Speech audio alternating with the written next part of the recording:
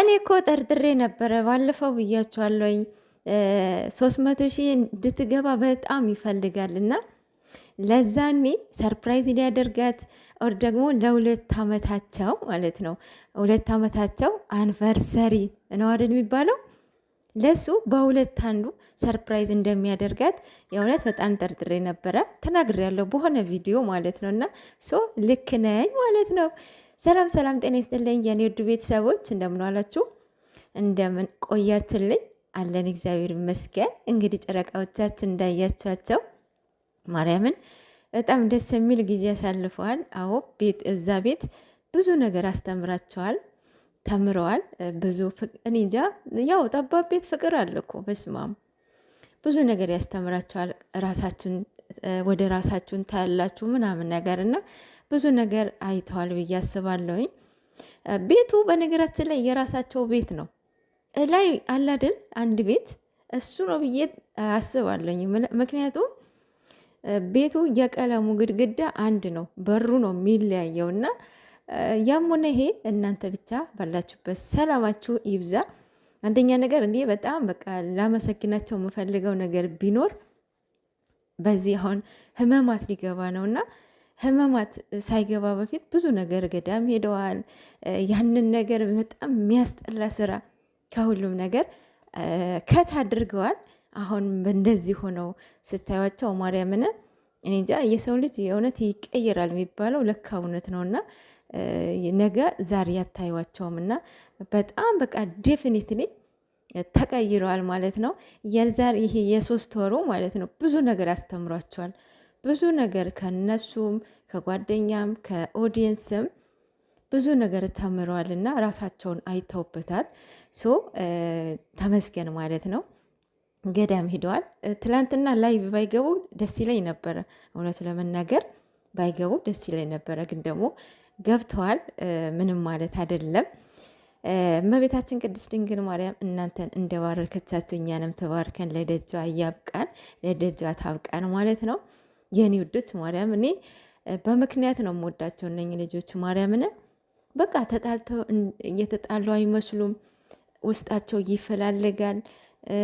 በቃ ተለያይተው የማይለያዩ ሁለታቸውን በቃ ኒንጃ በስማም በጣም ማስፈሪን ያንን ጊዜ አልፈው ለዚህ ደርሰዋል። እና ኒንጃ እግዚአብሔር ይመስገን።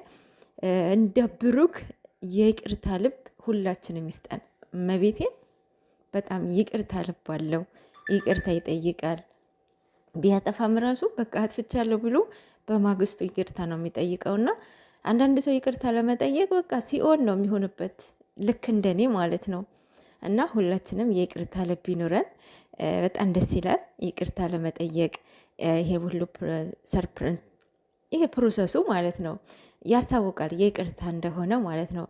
ከልባችሁ ይቅርታ ስጠይቁ እንደዚህ ታሸበርቁታለች ማለት ነው። እና ይሄ ዛሬ በጣም ደስ ይላል። በቃ ቫይቡ ሁሉም ደስ ይላል። እና በተለይ ስልኩ በስማም ቅመምዬ፣ የኔ ቆንጆ እንኳን ደስ ያለሽ ማርዬ፣ ይገባሻል። ጎበዝ ጠንካራ ሴት ነሽ። በቃ ሁለታችሁም ይገባችኋል። እኔ እንጃ ብዙ ነገርን አይታችሁ መጥታችኋል። ብዙ ፈተናዎችን አልፋችኋል። እንደዚህ ይህንን የመሰለ ፍቅር ታዲያ ሴጣን ላይገባ ነው። ያውን በር ከፍታችሁ ማለት ነው። ብዙ ነገር አስተምሯችኋል። አሁን በር ለማንም በር አትክፈቱ። ሁኬርስ በሚለው እሱ አልፏል። ልጅ የተባለው ምን የተባለው ምንም መስሚያው ጥጥ ነው። ምክንያቱም እሱና እግዚአብሔር ነው ራሱ የሚያውቀው ማለት ነው።